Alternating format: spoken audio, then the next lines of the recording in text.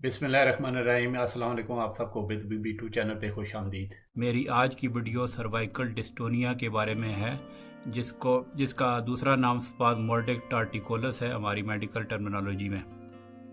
उर्दू में तो इसका मुझे नहीं पता क्या कहते हैं, लेकिन पंजाबी में मुझे पता है कि वो कहते हैं ना कि इस बंदे ने मच्छे पै गया, तो मच्छे पै जाना उसके बारे में ये जो है ना मैं ये वीडियो बना रहा हूँ। इसमें क्या होता है कि आपके जो गर्दन के जो पट्टे हैं, मसल्स हैं, वो एक तरह के खुद ब खुद कॉन्ट्रैक्ट हो जाते हैं। ठीक है, उस पर आमतौर पे दर्द भी हो जाता है, और इससे क्या होता है कि आपका जो है ना सारा ना वो एक तरफ हो जाता है, मतलब खुद ब खुद। ठीक है, या एक तरह की ट्विस्टिंग हो जाती है सर की।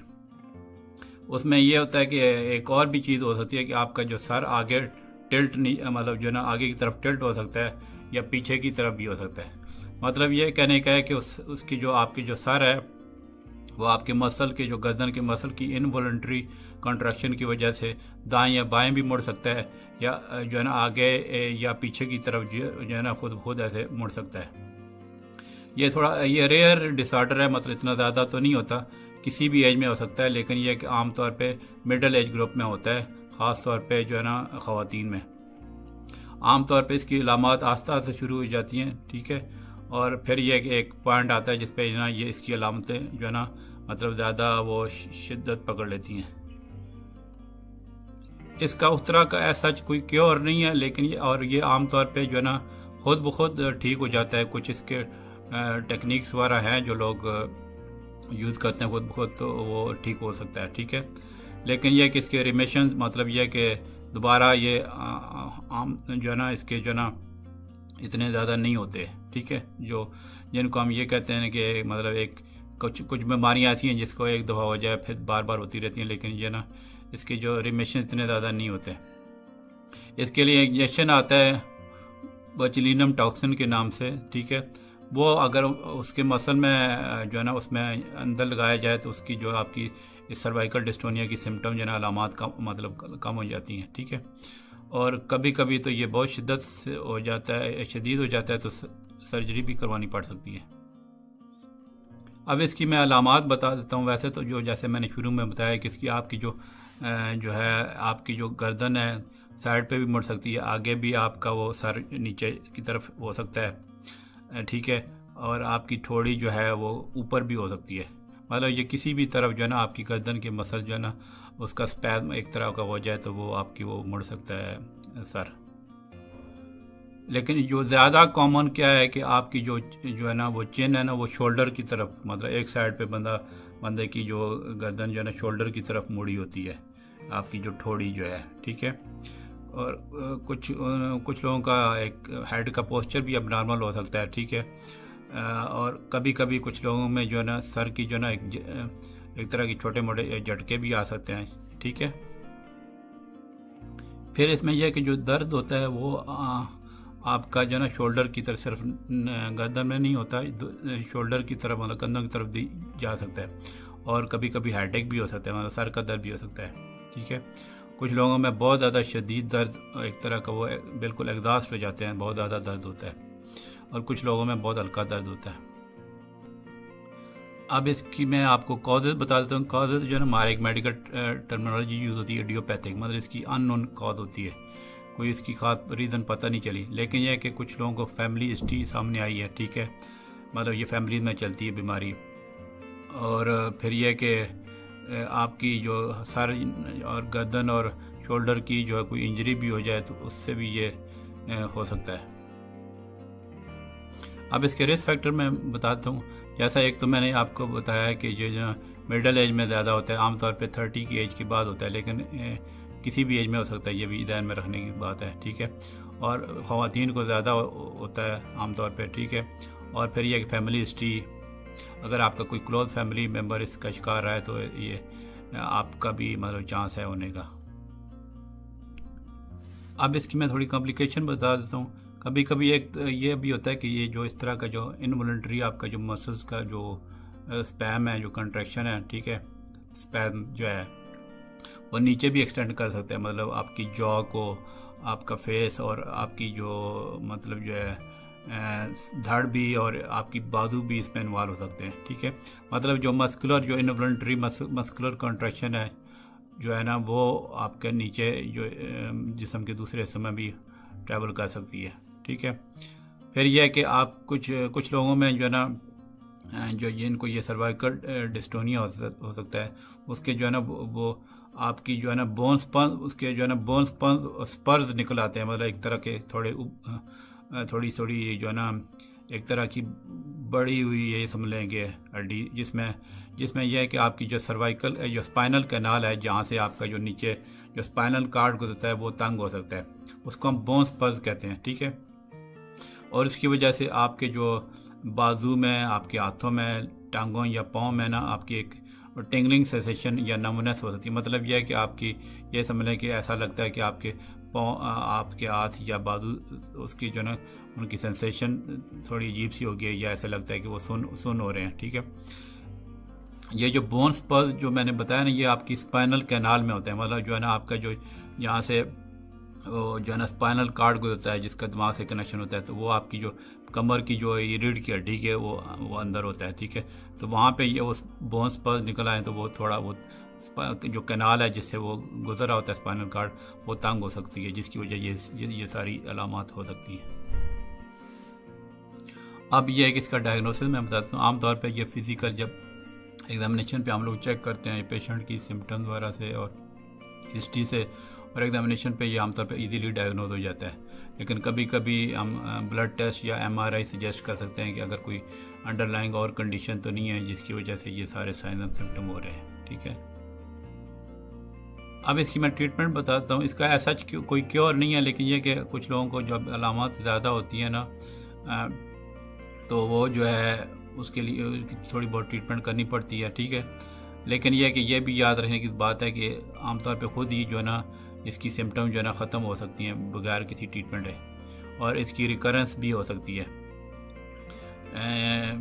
फिर ट्रीटमेंट जो इन्वॉल्व करती है वो ये है कि आपकी जो सारी जो अलामत जो मतलब दर्द की शिकायत है, जो मसल की वो अकड़न हुई है, उसको रिलीव करने के लिए ट्रीटमेंट हम करते हैं।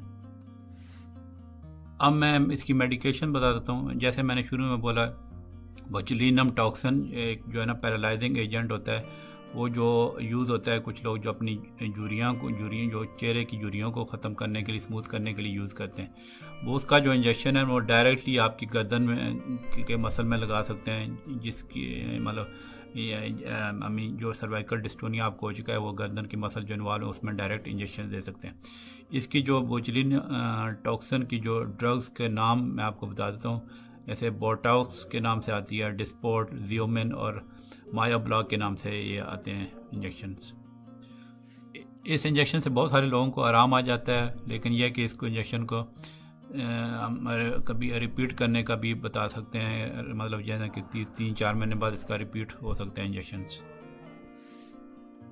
फिर यह कि इसकी अलामत को बेहतर बनाने के लिए या इंजेक्शन कम लगाने के लिए, मतलब हम ये चाहते हैं कि इंजेक्शन आपको कम से कम लगे, हम कभी कभी ओरल मेडिकेशन जो मसल रिलैक्सेंट्स होते हैं वो आपको सजेस्ट कर देते हैं।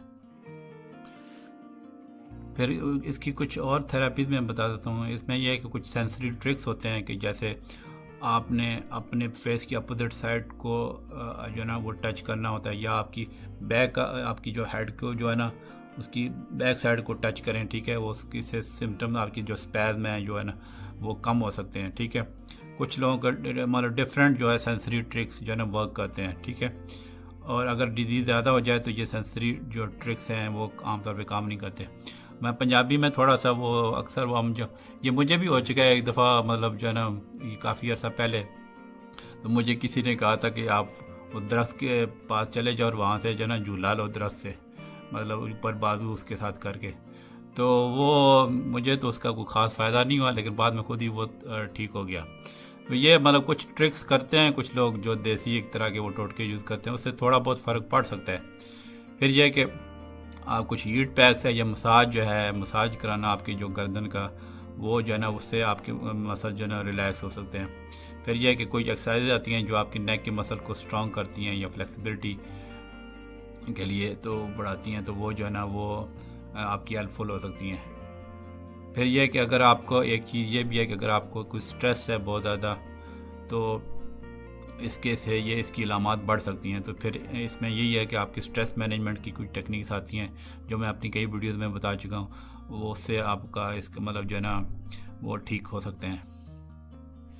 अब इसकी कुछ और भी ऑप्शन है ट्रीटमेंट की, वो अगर बहुत ज़्यादा शदीद ये हो जाए, मतलब सर्जरी और कुछ प्रोसीजर भी हैं, वो मैं आपको थोड़ा बता देता हूँ।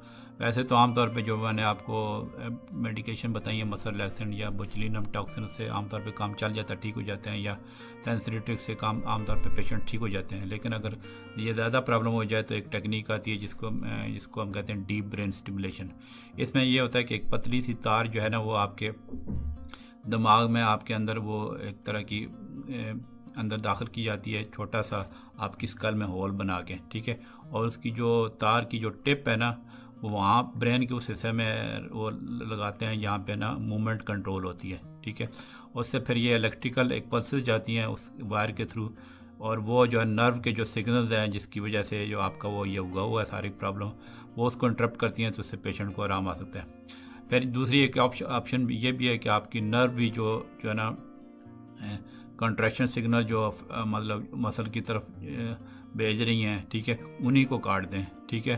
तो उससे भी ये प्रॉब्लम ठीक हो जाती है। लेकिन मैंने बताया कि ये दोनों ऑप्शन बहुत रेयरली यूज़ होती हैं अगर प्रॉब्लम बहुत ज़्यादा बढ़ जाए तो, ठीक है।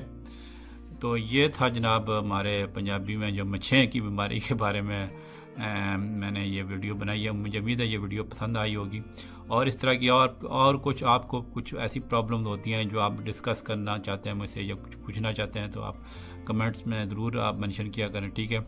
किसी और बीमारी के मतलब पूछना चाहते हैं, ठीक है, तो वो भी आप ज़रूर लिखें। और अभी तक अगर आपने चैनल सब्सक्राइब नहीं किया तो ज़रूर करें, और फिर बेल के साथ जो ऑप्शन आती है उसके आइकन पे, बेल का जो आइकन है उस पर ऑल की ऑप्शन सेलेक्ट करें, ताकि जो भी मेरी आने वाली वीडियोज़ हैं वो आपको फ़ौरन यूट्यूब की तरफ से नोटिफिकेशन आ जाएगा और आपको मतलब इनबॉक्स में रिसीव हो जाएंगी, ठीक है।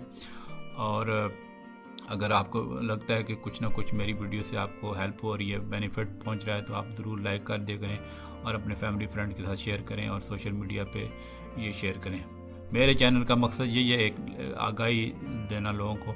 बहुत सारे केसेस, बहुत सारी चीज़ें ऐसी होती हैं जो आप सिंपल आप होम पे ही मैनेजमेंट करके ना बहुत सारी चीज़ों को ठीक कर सकते हैं। या मिसाल के तौर पे फिर ये भी होता है कि कई बीमारियों का जो आम लोगों को नहीं पता होता, वो देखने में लगता है कि मतलब जो है इतनी सीरियस नहीं है, लेकिन सीरियस अंदर से होती हैं, तो उसका फ़ौरन आप तौर पे वो डॉक्टर से रब्ता करना ज़रूरी है। तो अगर मेरी जो भी आप वीडियो देखते हैं तो इसमें मतलब सारे उसके एक से A to Z आप शुरू से लेकर आखिर तक देखा करें, क्योंकि उसमें सारी जो हेल्थ के बारे में बातें बहुत इंपॉर्टेंट होती हैं। वो कहते हैं ना, जान है तो जान है। चलें इंशाल्लाह मिलते हैं अगली वीडियो में। अल्लाह हाफ़िज़। Thank you very much.